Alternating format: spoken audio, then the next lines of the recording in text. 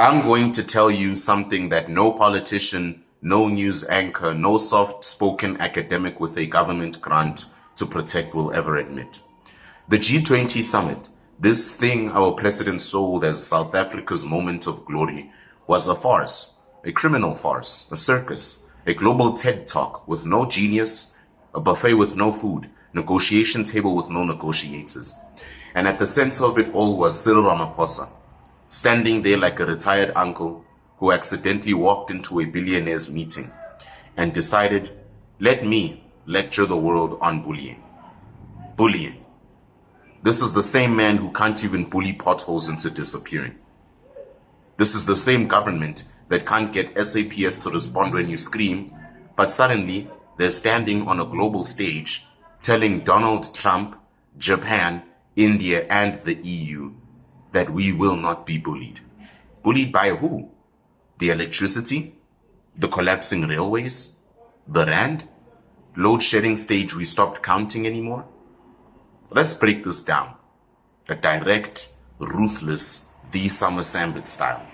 And when I break something down, it'll never leave your head because I made it that way. The first thing I want to cover is the local tragedy compared to the global stage. I need to tell you a story. While the world was watching Ramaphosa wag his finger at the G20 like a preschool teacher, something else happened in my neighborhood. Something that tells you exactly why this entire summit was a joke. A student, a young man from my street, was stabbed last night on his way back from work. The man had to pay his bills, so he was working a late shift, was walking home because he couldn't afford Uber, was just trying to better his life and study.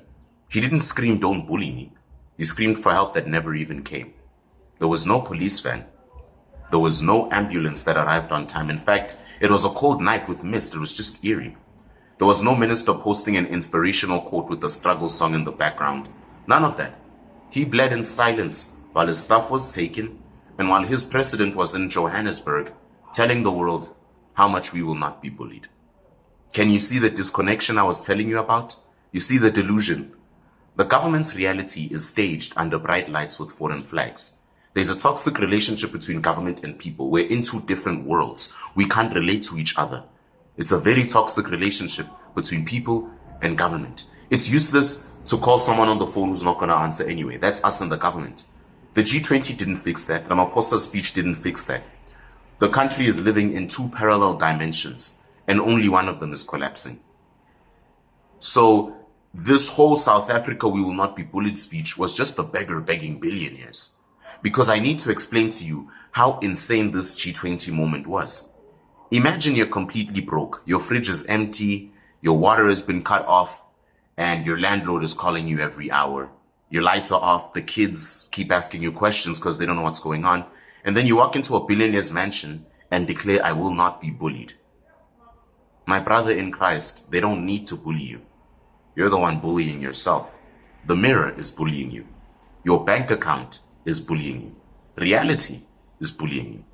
Don't start pointing fingers at everybody else. South Africa's that guy right now. We just refuse to admit we have a problem. We're lecturing global superpowers about bullying, about economic sovereignty, while simultaneously begging them for loans, investments, and trade deals, and even bailouts. Who was the one that ran back to the USA after that Trump meeting? I thought we didn't need them, but who was the one that wanted to go back to Washington to talk about trades? Ramaphosa might as well stood on that G20 stage in front of cameras and shouted, "Don't bully us while we borrow money from you, please, respectfully." This trend of African nations thinking they can just borrow money from European countries and never have to pay it back needs to end. That is not African diplomacy. And here's what the media doesn't want to say. We should be used to that by now. What Summer says, the media never says. The most powerful countries in the world didn't even show up. They boycotted the summit. America wasn't there. Half the West wasn't there. So, do you know just how embarrassing that is? It's like hosting a birthday party, renting the jumping castle, the DJ, the catering, the poppin' place, and then nobody comes. And then you still stand up to the empty chairs and say things like terrible things are happening, and then you laugh about it because you want to mock someone. No one's bullying you. No one's even thinking about you. They ghosted you like a Tinder match with high standards. The nations that kept the global economy running didn't withdraw because they're weak. They withdrew because they didn't want to be seen legitimizing a summit hosted by governments that can't manage their own sewage systems. Why would you host a summit in a place where there's hijacked buildings? A G20 summit held by a country where the trains don't run, where the water is brown, where power is optional, a woman is killed every 3 hours, crime is a career, there's probably a little girl being raped right now, ministers fly to Dubai while citizens boil rainwater. Do you understand just how absurd that looks on the world stage, and you expect someone to take you seriously? It's like putting the drunk uncle in charge of the wedding. You know something is going to go wrong. Ramaphosa's speech deserves an Oscar for its delusion. Because we need to talk about that speech as well. He said things like, we won't be bullied. No nation should bully another. He was laughing about Donald Trump's statements, throwing insults at him. Very beautiful, very poetic, very inspiring. If they came from a country that wasn't being bullied by its own infrastructure, that is. Load shedding bullies us. The potholes bully us. The prices in Checkers bully us. The South African police service queues bully us. The immigration system bullies us. The taxman bullies us. Especially as content creators. And the youth, the future of the nation, are bullied by unemployment so brutal, it should qualify as a war crime. Ramaphosa's speech was like watching a man drowning shout, "Water cannot defeat me," instead of just trying to get a life jacket or just try and swim to save himself. He's shouting, "Water can't defeat me," while sinking gracefully. Why are we the only ones who refuse to admit what's going on with us?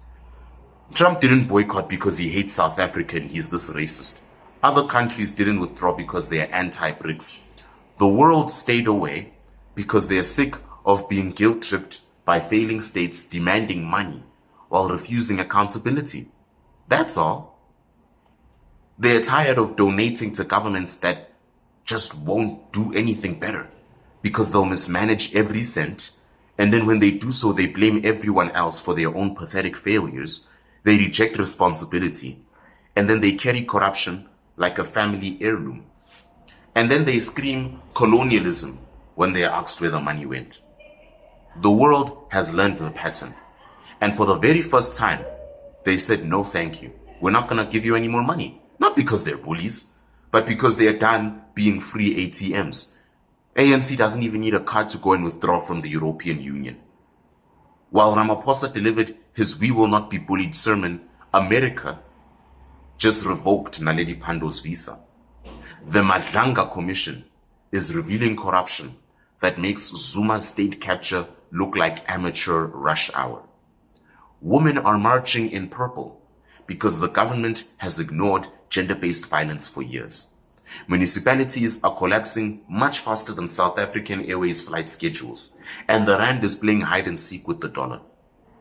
Let that sink in. Our president was telling the world we are strong, while his own citizens, his own daughters of the nation, were protesting because they feel invisible, they feel unheard, and they feel unsafe.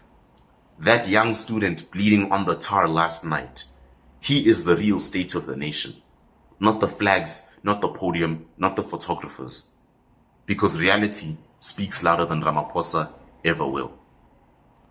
This is the parody we are unfortunately living in. It's a parallel reality to what the ANC sees.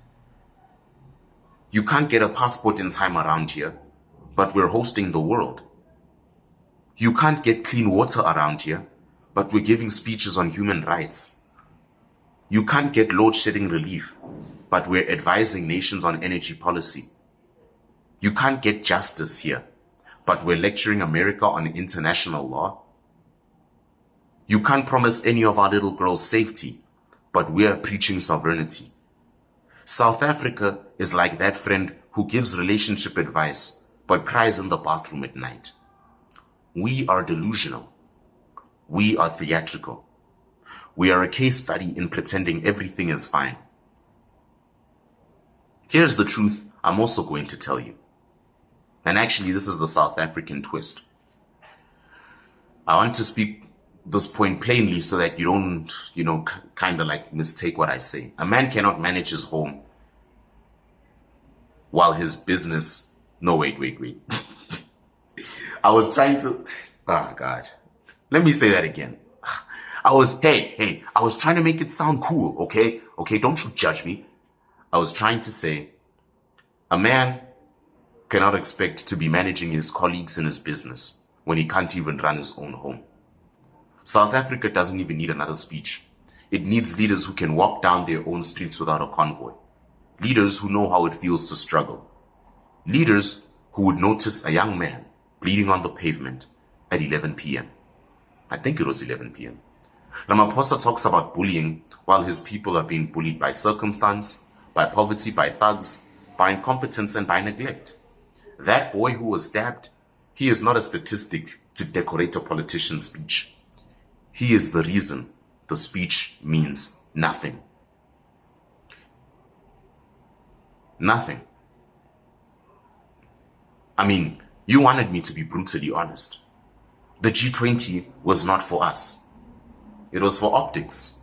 It was for press releases. It was for photo ops, for diplomatic brownie points. Hey, look at how good we're doing. Look how important we are, propaganda. Communism. Meanwhile, Trump and other nations, pro-capitalist nations, whether you love or hate them, did not waste time leaving. They stayed at home and they focused on their own countries. Just like how a president should if they're being treated like nonsense. Ignore the noise. And ironically, that was the strongest move of the entire summit. The countries that didn't show up walked away with more dignity than the host. I mean, you cannot say it any better because you cannot fool reality. You can fool the cameras, you can fool the diplomats, you can fool Twitter, you can fool journalists, you can fool your supporters, you can fool the children, but you cannot fool reality. Reality is that student bleeding alone. Reality is the woman wearing purple because she has no other voice. Reality is the family boiling water because their taps are dry and the kids need to bath for school. Reality is the business closing because the lights went off again. Reality is the man working 2 jobs just to afford transport. The G20 was a farce because it tried to hide reality under speeches and flags. Oh, it was a great success, hearing all the radio channels glaze the G20. It doesn't matter how many times Ramaphosa shouts, "We will not be bullied." Reality is not listening. Reality is too busy knocking at the door. And if you think the G20 did anything for this country, then think again.